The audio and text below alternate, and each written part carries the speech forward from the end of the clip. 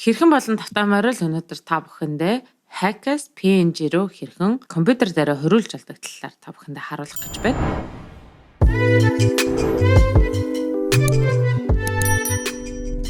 Google Forest руугаа та бүхэн ороод зураг сонгоно. За яагаад hack сонгогддоггүй вэ гэхлээр хэрвээ та өөрийнхөө iPhone болон Android дээр live-аар зураг авсан бол энэ motion болоод нэгсний видео маягаар орж ийн гэсэн үг. Тэгэнгүүт таны Google-ийн хамгийн ихний icon буюу turn on motion гэдэг хэсэг итгэжүүлж орж ирэх байгаа. Энэхүү зургийг та бүхэн компьютер руу даунлоод хийх гэсэн энэхүү 3 цэг дээр та бүхэн дараад даунлоод гэдгийг дарж олно аль эсвэл shift D-гээ дарснараа энэ маань автоматар шуудагдах байгаа. Файлаа татаж аваад энэ маань zip-лэгдэж орж ирэх бөгөөд hack файл руугаа бөөнөр хамтдаа ороод дээд талын 3 цэг дээр та бүхэн дарна. Энийхээ save as гэдэг хэсгээр дарна. Энд чинь хаана та бүхэн хадгалмаар байна гэдгийг сонгоорой. Эний доотаал файлуудын жишээнүүд гарч ирнэ.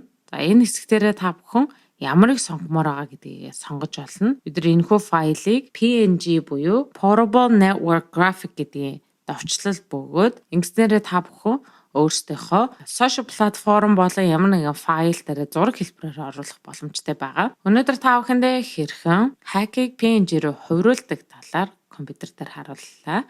Үүнтэй холбоотой асуух асуулт байл за энэ нэдэн дээр ч текст аль ч social платформ руу та бүхэн холбогдож болох бөгөөд видеосгийн subscribe-аар жинхэнэ бичлэгийг хэрэгцээтэй хүмүүст нь харангаа тараагаарай. Өнөөдрийн хөгжим бэлжээ. Хадмал цэндээ фактыг шалгасан Жолли видео эдит хийсэн заянаар байлаа. Та бүхэн манай видеосгийн видеос руу ороод хүссэн бичлэгээ хайн үзээрэй.